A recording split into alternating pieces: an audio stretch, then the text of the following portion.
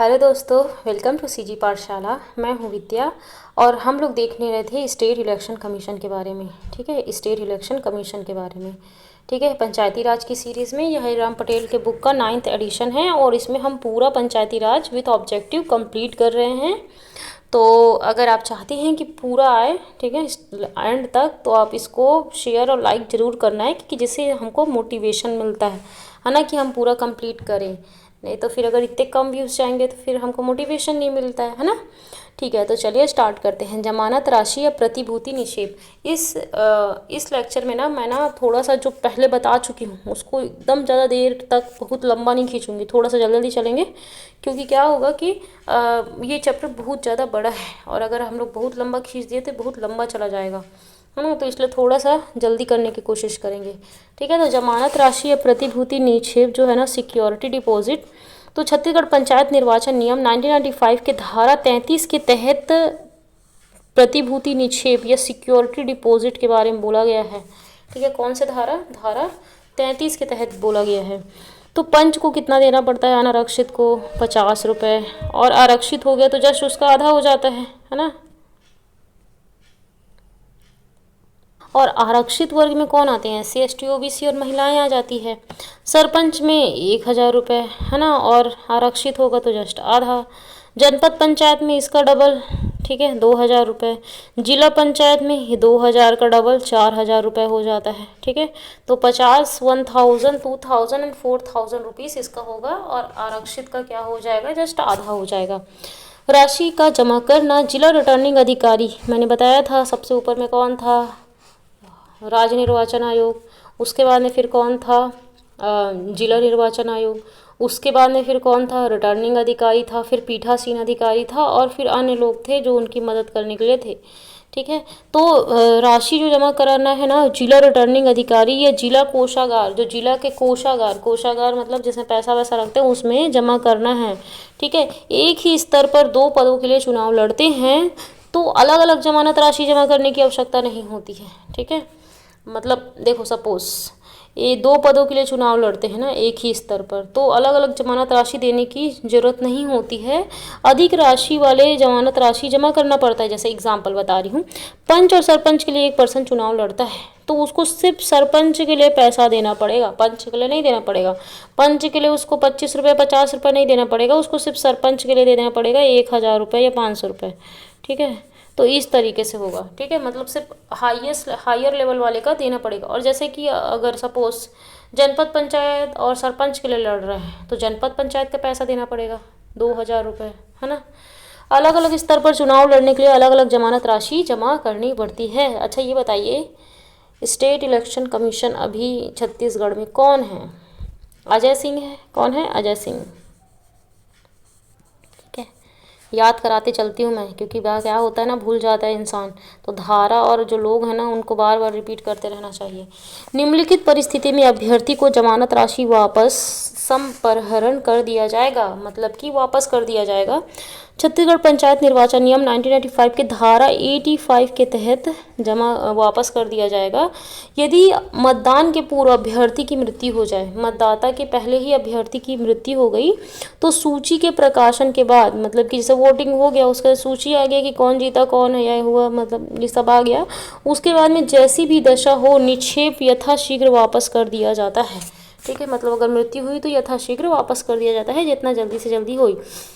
यदि उसका नाम चुनाव लड़ने वाले अभ्यर्थी की सूची में दर्शित ना हो, नाम तो उसने डाला लेकिन कुछ चीज़ में दिक्कत रह गई और उसकी सूची में उसका नाम नहीं आया, तो फिर वापस पैक कर दिया जाएगा उसका पैसा। यदि उसने कुल वैध मतों का विधि मान्य का 1/6 मत प्राप्त कर लिया हो। ठीक है, 1/6 मतलब 16% समथिंग, है ना। तो टोटल जितना वोट था उसका अगर वो 16 या 17% प्राप्त कर लेता है तो उसकी जमानत राशि वापस कर ली जाएगी। अगर इससे कम प्राप्त करता है, अगर 15% भी प्राप्त करता है, उसकी जमानत राशि वापस नहीं की जाएगी।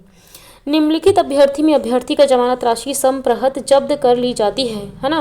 तो जो जब्त करने वाली है ना, जो धारा 85 के तहत दिया है 1995 के, और इसमें चुनाव में कुल वैध मतों का जितना वैध मत है ना, विधिमान के 1/6 हिस्सा।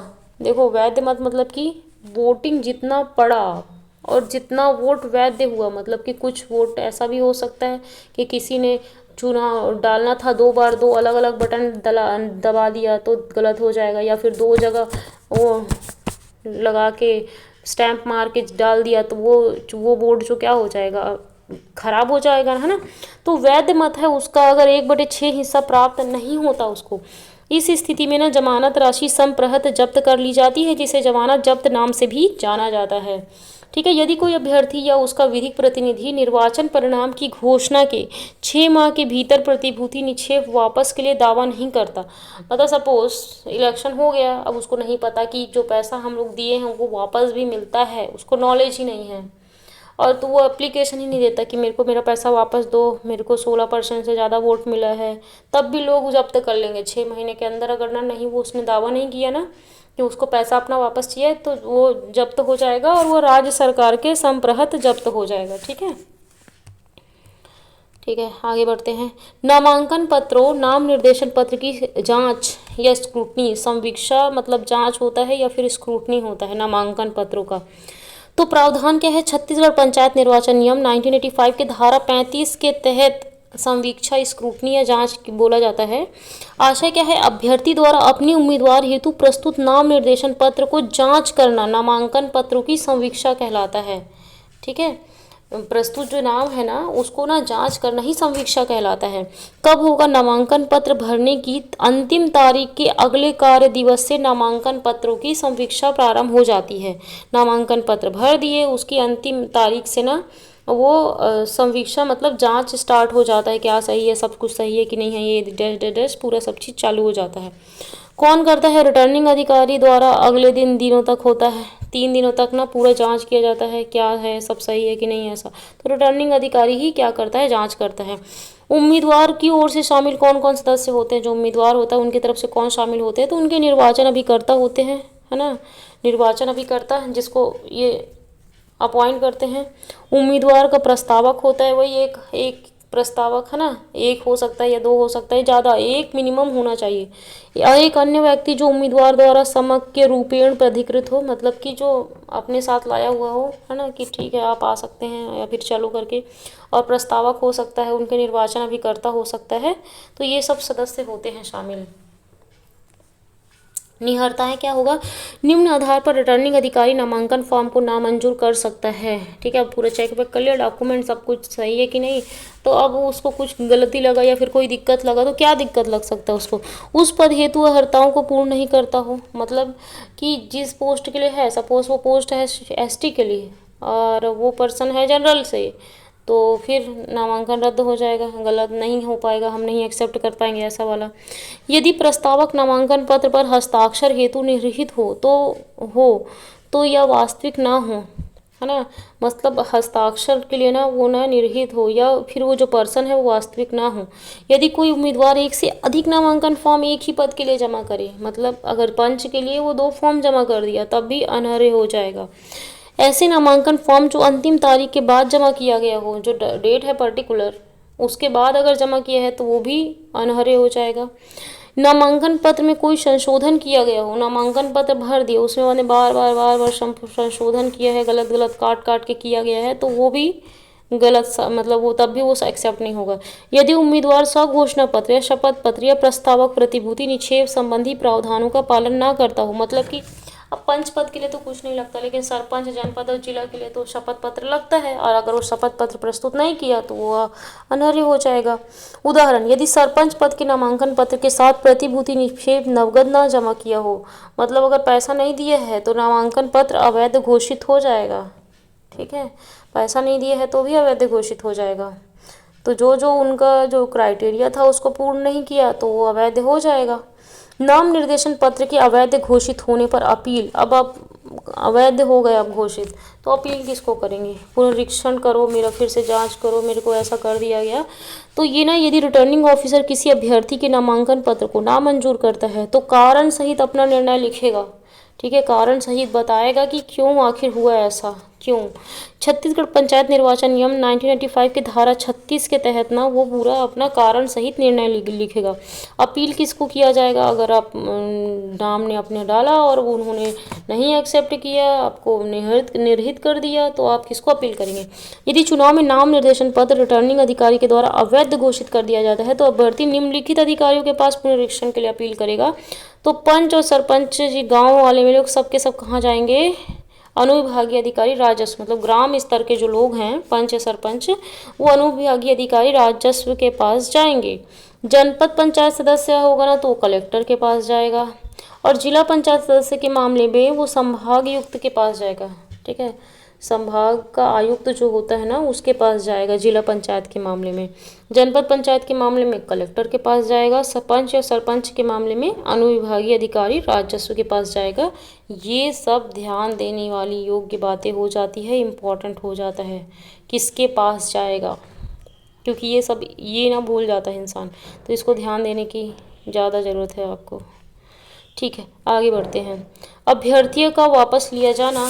ठीक है, तो प्रावधान ना छत्तीसगढ़ पंचायत निर्वाचन नियम 1995 के धारा 37 के तहत है वापस लिया जाना। वापस लिया जाना कैसे? अगर जैसे आपको मन अपने फॉर्म भर दिया, उसका लगा कि अरे नहीं यार मेरे को नहीं इलेक्शन लड़ना चाहिए, मेरे को वोट नहीं मिलेगा, मैं हार जाऊंगा, तो ऐसा अगर आपके पास ख्याल आता है आपके दिमाग में, तो आप वापस ले सकते हैं नाम। कैसे? नाम वापस लेने के लिए आवेदक पत्र देना होगा। ठीक है, आवेदन पत्र देना होगा कि मैं अपना नाम वापस लेना चाहता हूँ। यह आवेदन पत्र रिटर्निंग अधिकारी के पास जमा करना है, जिसके पास आपने डॉक्यूमेंट जमा किया उसी के पास आप ये आवेदन भी जमा कर देंगे। नाम वापसी के लिए आवेदन पत्र संवीक्षा समाप्त होने के पश्चात जिस तिथि को सफल उम्मीदवार के नाम सूची प्रकाशित हुई है उसके ठीक अगले कार्य दिवस को नाम वापस के लिए आवेदन किया जा सकता है। ठीक है, अब लिस्ट में आपका हो गया, नाम आ गया, तो अब लगा कि आप पर यार मेरा नाम तो आ गया बट अब मुझे नहीं करना है, नहीं चुनाव लड़ना, तो अब आप उसके बाद में उसके दूसरे दिन से आप अगले कार्य दिवस से आप अपना नाम वापस लेने के लिए आवेदन दे सकते हैं। 3 दिन तक आप आवेदन दे सकते हैं कि नहीं लड़ना चुनाव। कौन? यह आवेदक उम्मीदवार स्वयं या प्रस्तावक या निर्वाचन अभिकर्ता के द्वारा जमा किया जा सकता है। जो आवेदन जो है ना वो ये देखो, आवेदन जो है वो स्वयं कर सकता है, जो मतलब जो खड़ा हो रहा है इलेक्शन में वो खुद जा सकता है। उसके साथ साथ उसका जो प्रस्तावक था, प्रस्तावक 2, 1 या 1 से अधिक हो सकते थे, जितने भी हो, तो कोई भी प्रस्तावक भी जा सकता है कि ये देखो ये वापस लेना चाहते हैं।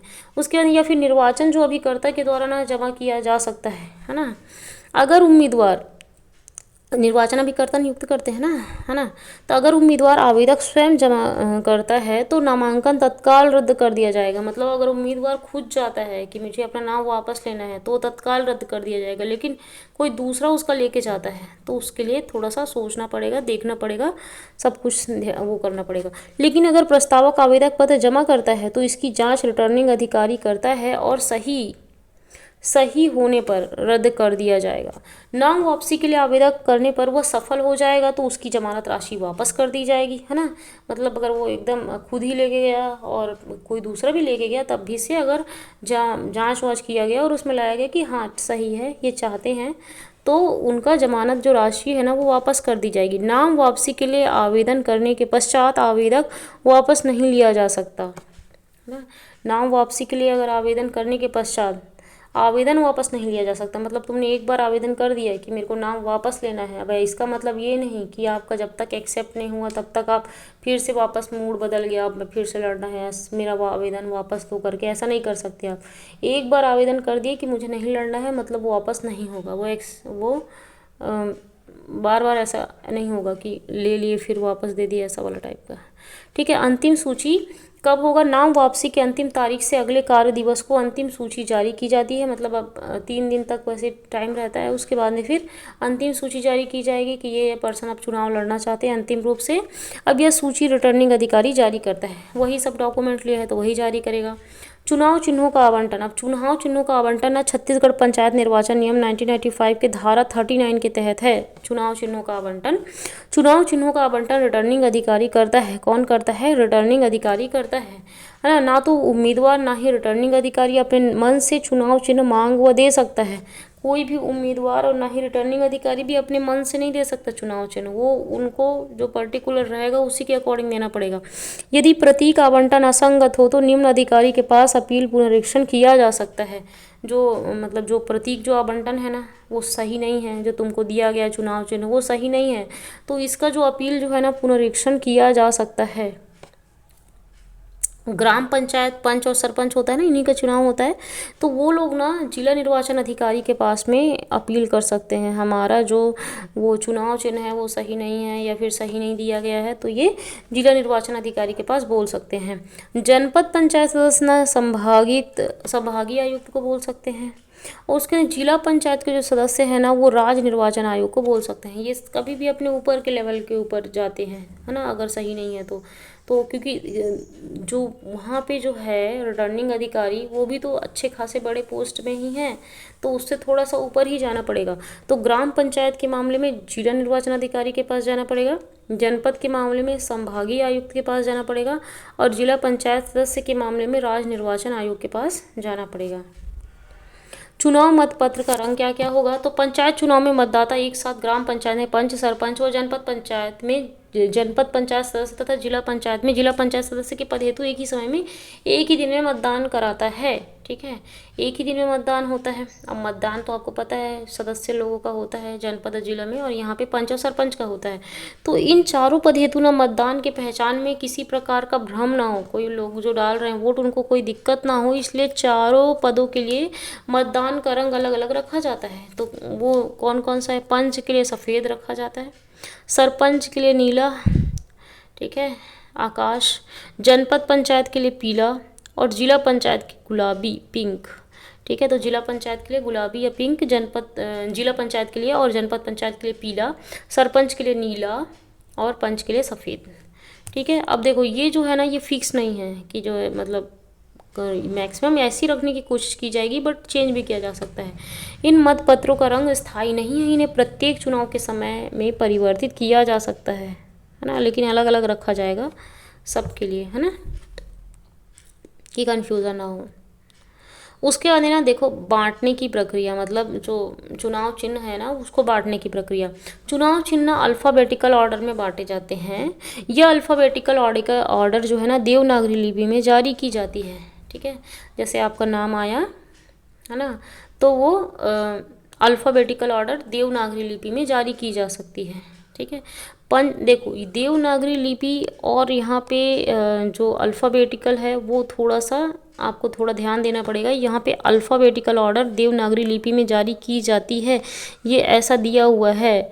ठीक है, आगे हम लोग इसका और अच्छा से डीप में पढ़ेंगे कि बोलना क्या चाहता है।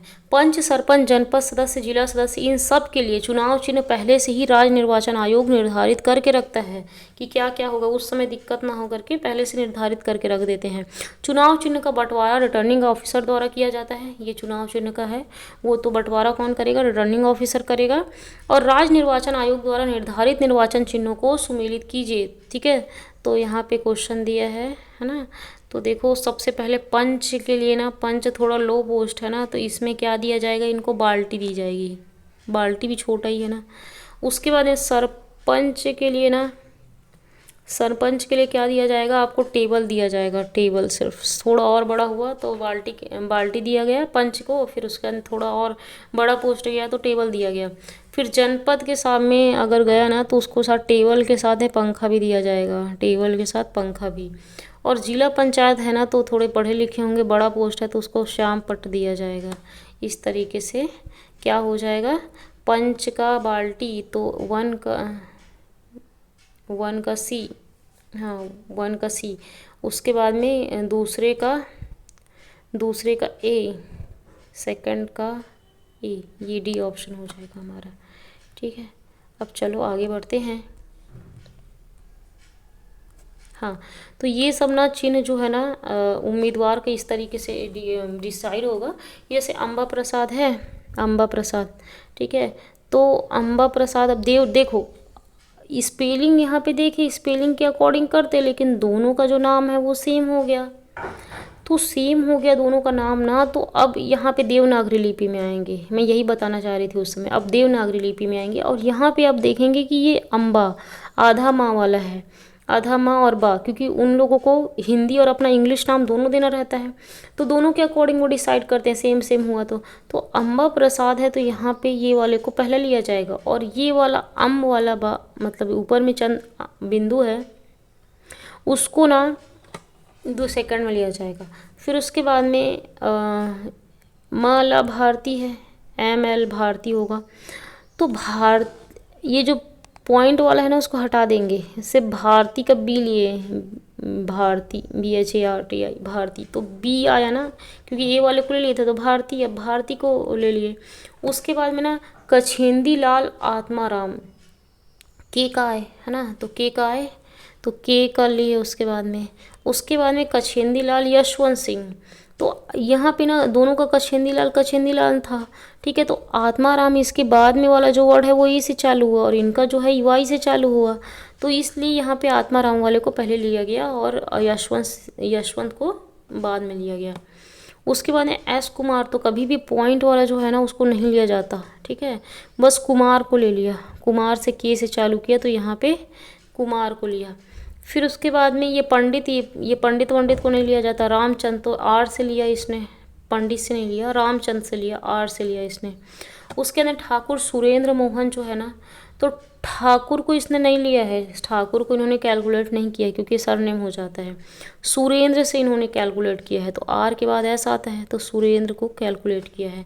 फिर उसके बाद में बी के वर्मा, मैंने बोला था कि पॉइंट वगैरह को नहीं लेता है तो इसको हटा दिएगा, और वर्मा को सिर्फ वी से चालू किया, लेकिन यहाँ पे PS वर्मा है, दोनों वर्मा ही वर्मा है ना। तो अब यहाँ पे कैसे कैलकुलेट किया जाएगा, इनके लिए तो कन्फ्यूज़न हो गया। तो अब ये क्या करेंगे, अब ये यहाँ पे देखेंगे कि अब इनको पहला स्टार्टिंग वाला देखना पड़ेगा कि यहाँ पे बी के वर्मा यहाँ बी से चालू है और यहाँ पे पी से चालू है, तो बी वाले को पहले ले लिए और पी वाले को बाद लिए, दोनों वर्मा ही थे, वर्मा को देखे, इसलिए इसको लास्ट में लिया गया है, ठीक है, क्योंकि वी लास्ट में आता है, लेकिन यहाँ पे बी वाला पहले आता है और पी बाद में आता है, इसलिए बी के वर्मा को पहले लिए, ठीक है। अब देखो यहाँ पे चुनाव चिन्ह है, ये बहुत सारे हैं, बहुत ही सारे, आपको याद नहीं होगा, थोड़ा बहुत देख लो, ठीक है। तो पंच के लिए देखो सीढ़ी, फावड़ा, बाल्टी, हल, कुल्हाड़ी, ठीक है, इस तरीके से और भी है आगे। उसके बाद में ये है जो हो जाएगा सरपंच के लिए चश्मा, कांच का गिलास, नारियल का पेड़, हस्तचलित पंप, ताला और चाबी, अनाज बरसाता किसान, सब्जियों की टोकरी, घंटी, टेबल लैंप, खंभे पर ट्यूबलाइट, हार, किताब, ये सब चीज़ हो जाएगा। उसके बाद में जनपद के लिए ब्लैक बोर्ड, बरगद का पेड़, झोपड़ी, ट्रैक्टर चलाता किसान, तराजू, फसल काटता किसान, मशाल, थोड़ा सा बड़ा लेवल का काम हो जाएगा हमें, मशाल थोड़ा बड़ा हो गया, अलमारी, छत का पंखा, टेलीविज़न, है ना, और फिर रेल का इंजन, टेलीफोन, ये सब हो जाएगा। फिर जनपद के लिए क्या होगा, जनपद के लिए होगा नहीं, जिला पंचायत के लिए होगा सूरजमुखी, दो पत्ता, उगता सूरज, पतंग, छाता, गाड़ी, पीपल का पत्ता, फावड़ा का खलचा, बिजली का बल्ब, सिलाई की मशीन, हाथ चक्की, टेबल पंखा, स्लेट, रेडियो, हारमोनियम, दो तलवार, पिचकारी, मटका, ये सब। उसके अंदर आगे भी वही सब चीज़ है, तो बहुत सारे हैं, इसको मैं PDF भेज दूँगी, आप देख लेना, है ना। उसके बाद आते हैं निर्वाचन लड़ने वाले अभ्यर्थियों की सूची में वर्ण क्रम निर्धारण, जो मैंने अभी बताया था वर्ण क्रम का निर्धारण, तो इसको मैं थोड़ा फास्ट बताऊंगी क्योंकि बहुत लंबा है, ठीक है।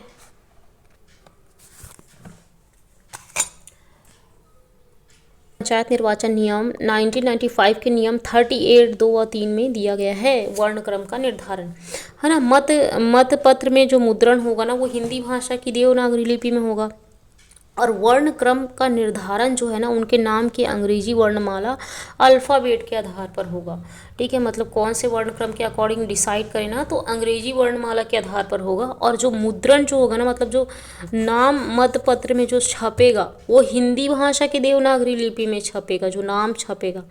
और वर्ण क्रम का निर्धारण जो नाम जैसे चिन्ह आवंटित करना है तो चिन्ह आवंटित करने के लिए उनके अल्फ़ाबेट का देखा जाएगा। अभ्यर्थी द्वारा नाम निर्देशन पत्र जमा करते समय हिंदी नाम के साथ साथ उनके नाम की अंग्रेजी स्पेलिंग की जानकारी प्रस्तुत करेगा। मतलब हिंदी के साथ साथ अंग्रेजी भी उसको प्रस्तुत करना पड़ेगा कि आपकी स्पेलिंग क्या है। अभ्यर्थी यह जानकारी संवीक्षा दीदी तक प्रस्तुत कर सकेंगे। यदि किसी अभ्यर्थी के नाम निर्देशन पत्रों पर अंग्रेजी में अपना नाम नहीं लिखा हो तो अभ्यर्थी के नाम की अंग्रेजी स्पेलिंग रिटर्निंग ऑफिसर द्वारा निर्धारित की जाएगी। ठीक है, रिटर्निंग अधिकारी उनका अंग्रेजी स्पेलिंग निर्धारित करेंगे। इस संबंध में रिटर्निंग ऑफिसर का निर्णय अंतिम होगा। अभ्यर्थी द्वारा नाम निर्देशन पत्र में अंग्रेजी भाषा में जिस प्रकार नाम लिखा गया है उसके प्रथम अक्षर के आधार पर वर्णक्रम निर्धारित किया जाएगा। यदि अभ्यर्थी ने अपने नाम के साथ कुल नाम सरनेम भी लिखा है परंतु कुल नाम के बाद लिखा गया है तो नाम के प्रथम अक्षर के आधार पर ही वर्णक्रम निर्धारित किया जाएगा। परंतु यदि कुल नाम के पहले लिख दिया गया है ना, जैसे सरनेम अपने नाम के पहले लिख दिया गया है तो कुल नाम के प्रथम अक्षर के आधार पर वर्णक्रम निर्धारित किया जाएगा। मतलब सरनेम के आधार पर भी वर्णक्रम निर्धारित किया जा सकता है अगर सरनेम आपका पहले लिखा है, जैसे कि कुमार विश्वास है ना। उदाहरण, यदि किसी अभ्यर्थी ने अपना नाम राजेश शर्मा लिखा है तो उसका वर्णक्रम एस राजेश आर के आधार पर होगा। परंतु उसने अपना नाम शर्मा राजेश लिखा है तो उसके वर्णक्रम का निर्धारण एस के आधार पर होगा, है ना। यदि अभ्यर्थी ने अपना पूरा नाम ना लिखकर अक्षाध्यारों इनिशियल में लिखा हो तो वर्णक्रम निर्धारित करते समय अक्षाध्यारों इनिशियल की ओर ध्यान नहीं दिया जाएगा। जैसे कि यदि अभ्यर्थी का नाम शिव कुमार है तो उसका वर्णक्रम निर्धारण एस से होगा, किंतु यदि शिव कुमार ने अपना नाम एस कुमार लिखा है तो एस को नहीं लिखा जाएगा बल्कि कुमार को लिखा जाएगा। एस के बजाय उसका वर्णक्रम कुमार शब्द के प्रथम अक्षर के आधार पर निर्धारित किया जाए।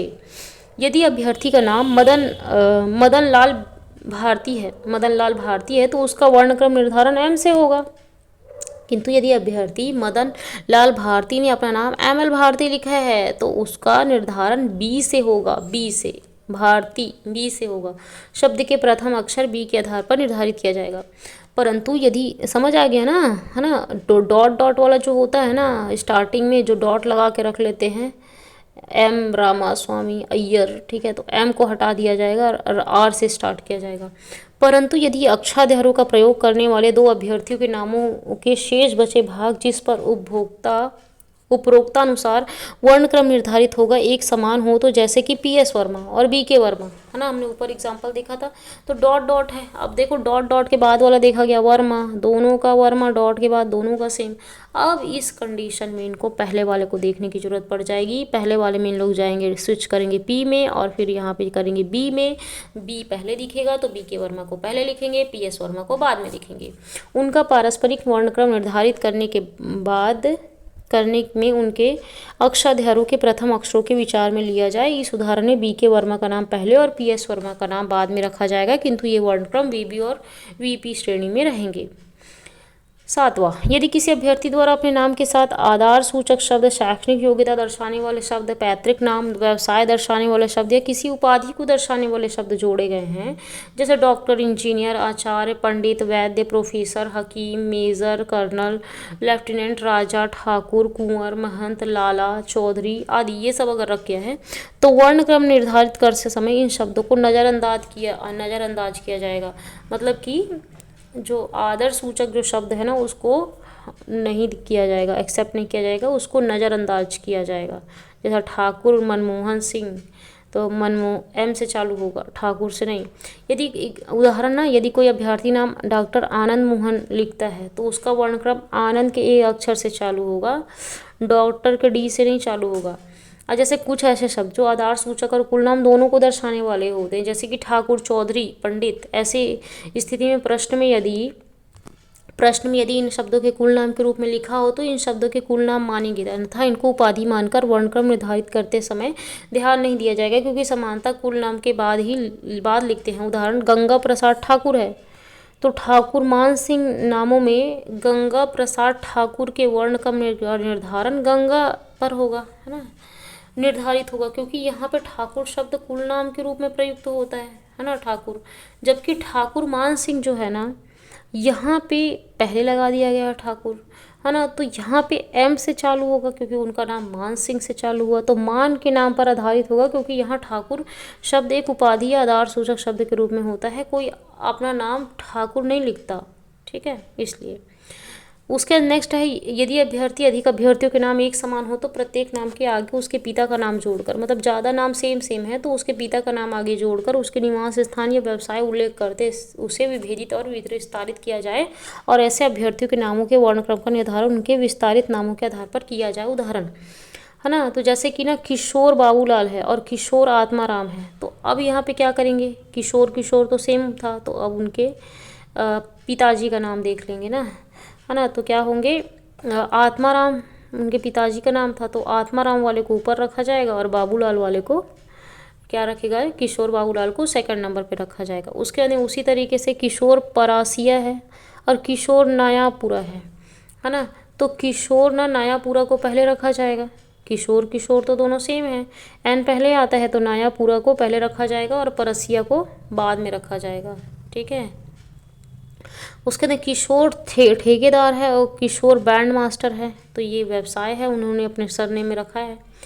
तो अब किशोर ठेकेदार है तो बैंड मास्टर को पहला रखा जाएगा क्योंकि बी पहले आता है, और ठेकेदार को बाद में रखा जाएगा।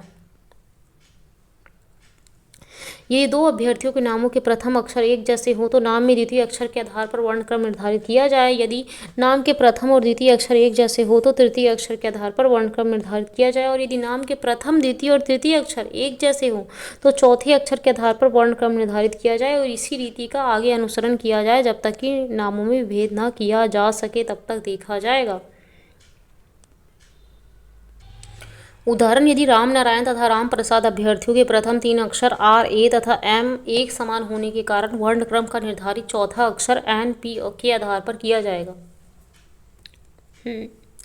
ठीक है, तो यहाँ पे मैंने पूरा सब चीज़ बता दिया है, आपको समझ आ गया होगा, बार बार वही वही चीज़ बता रहा है। अब ना यहाँ पे ना जैसे कि एग्जाम्पल देख लेते हैं ना, राम नारायण है और राम प्रसाद है। तो राम नारायण को ना पहले रखा जाएगा क्योंकि नारायण और प्रसाद, है ना, राम नारायण के पास गए होंगे, प्रसाद, तो यहाँ पे राम नारायण को एन पहले आता है तो राम नारायण को पहले रख दिया गया और राम प्रसाद को बाद में। फिर राम नारायण और राम प्रसाद है तो स्पेस गैप राम, यहाँ पे इन्होंने क्या समझा होगा कि यहाँ पे तो गैप है मतलब उसका सर नेम है, तो राम को प्रसाद क्योंकि उसका सरनेम होगा क्योंकि डिस्टेंस दिया गया है, तो राम प्रसाद को पहले रखा जाएगा और राम नारायण को बाद में रखा जाएगा क्योंकि राम नारायण उसका नाम होगा लेकिन राम और प्रसाद उसका सरनेम है, तो ये राम प्रसाद को पहले रखा गया। फिर संतोष कुमार अग्रवाल है ना, और संतोष अग्रवाल है, ठीक है, तो ये कुमार लग गया है बीच में, तो संतोष अग्रवाल इसको पहले रखा जाएगा और संतोष कुमार अग्रवाल को बाद में रखा जाएगा। संतोष कुमार अग्रवाल और संतोष लालचंद अग्रवाल है तो कुमार वाले को पहले रखा जाएगा और लाल क्योंकि एल बाद में आता है तो लालचंद अग्रवाल को, संतोष लालचंद अग्रवाल को बाद में रखा जाएगा। ठीक है, इस तरीके से होगा। हिंदी के कई नाम अंग्रेजी भाषा में इस प्रकार लिखे जाते हैं जिसमें प्रथम अक्षर साइलेंट के रूप में उच्चारित होते हैं, यथा क्षितिज, ऋतिक, क्षमा इत्यादि। ऐसी स्थिति में वर्णक्रम निर्धारण में साइलेंट अक्षरों को भी मान्यता किया गया है, तो साइलेंट अक्षर भी मान्य हैं, याद रखिएगा। समानता अंग्रेजी भाषा में नामों में स्पेलिंग बहुप्रचलित परंपरा के अनुसार ही मान्य की जाएगी। हीरालाल की स्पेलिंग हीरालाल और हीरालाल दोनों प्रकार से मान्य की जाए, परंतु किशोर की स्पेलिंग आप किशोर नहीं कर सकते, उसको किशोर ही लिखना पड़ेगा, लेकिन हीरालाल का हीरालाल लिख सकते, जैसे कि मतलब जैसा प्रचलित है, जैसे चलता आ रहा है उसी के अकॉर्डिंग होगा। यदि कोई अभ्यर्थी द्वारा अभ्यर्थी की सूची में वरीयता प्राप्त करने के उद्देश्य से अपने नाम का प्रथम अक्षर अंग्रेजी के किसी साइलेंट अक्षर से प्रारंभ करता है वरीयता प्राप्त करने के लिए, अथवा किसी अक्षर की पुनरावृत्ति करता है, अथवा अमित अनिल में वर्णक्रम दूसरे वर्ण में एम एन के आधार पर तय होगा, है ना, और अमित पहले तथा अनिल बाद में आएगा। लेकिन यदि अनिल अपनी स्पेलिंग AANIL लिख कर अपने को आगे आने का प्रयास करता है, AANIL लिख कर, ठीक है, तो यह मान्य नहीं होगा क्योंकि अनिल की स्पेलिंग तो ANIL होता है, तो हम अनिल क्यों लें उसको, है ना। तो मान्य नहीं होगा। परंतु यदि अनिल अपने पक्ष समर्थन है मार्कशीट, अगर वो मार्कशीट दिखाता है कि मेरे मार्कशीट में ही अनिल लिखा हुआ है ना, ड्राइविंग लाइसेंस, वो भी कुछ भी मार्कशीट अपना दिखा देता है ना, तो क्या होगा, मान्य हो जाएगा। ठीक है, आप सही बोल रहे हैं। तो उनके नाम की स्पेलिंग वही मान्य होगी जो दस्तावेज में दर्ज है। इसी प्रकार राम के स्थान पर राम लिखता है तो वह मान्य नहीं होगा। इस प्रकार रिटर्निंग ऑफिसर की वही स्पेलिंग मान्य करेगा जो बहुप्रचलित परंपरा के आधारित मान्य होगी।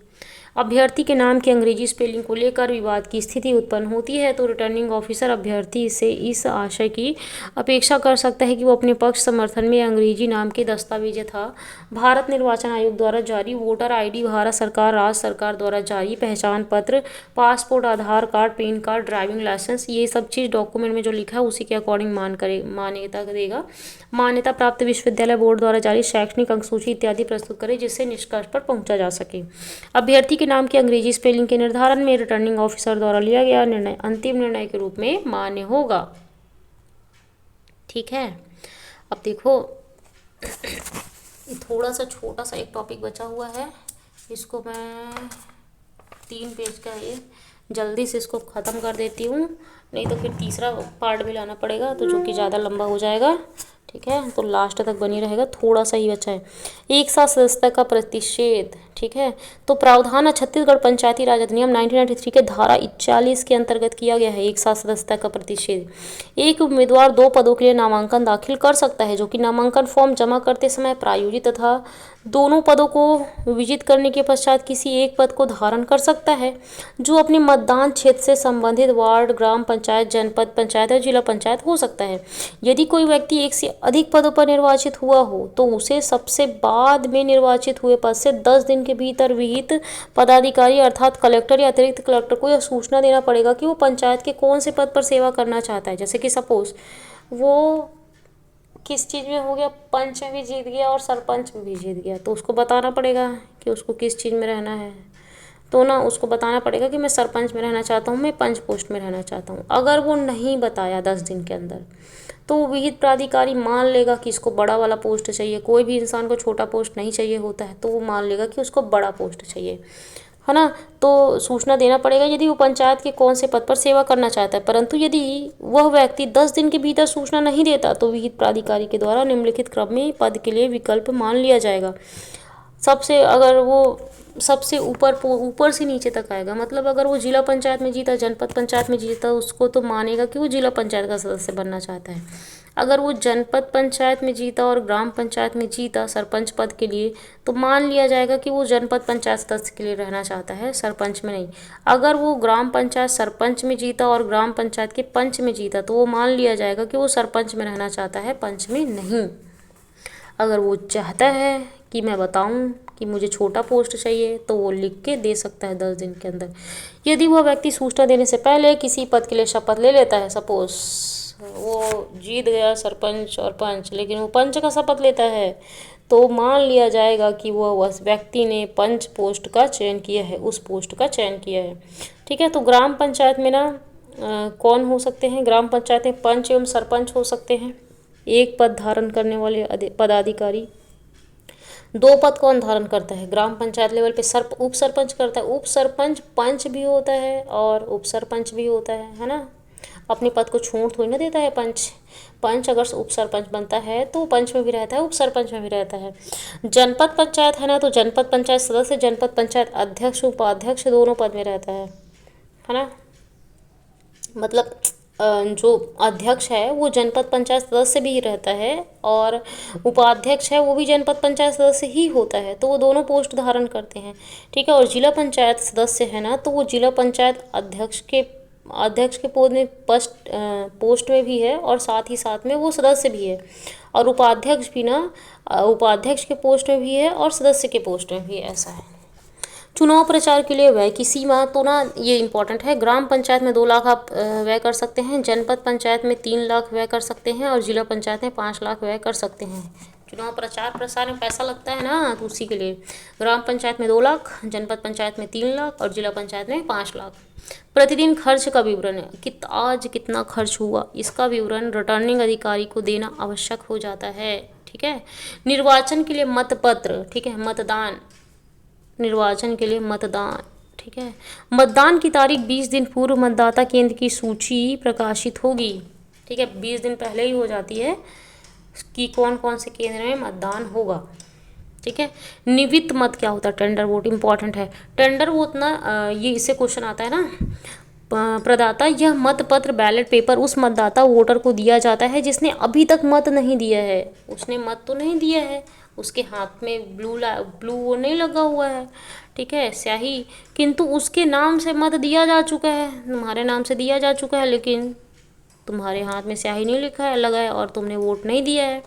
इस कंडीशन में ना, यह मतदान केंद्र में उपयोग किए जाने वाले मतपत्रों बैलेट पेपर के समान होता है और यह मतदान केंद्र को प्रदत्त अंतिम मतपत्र होता है। मतलब ये मतदान केंद्र को दिया गया अंतिम मतपत्र होता है और सामान्य परिस्थिति में इसकी गणना नहीं की जाती, इसकी गणना नहीं की जाती। निवित मतपत्र पीठासीन अधिकारी प्रिसाइडिंग ऑफिसर के हाथ में दिए जाते हैं, ठीक है, प्रिसाइडिंग ऑफिसर के हाथ में दिया जाता है निवित मत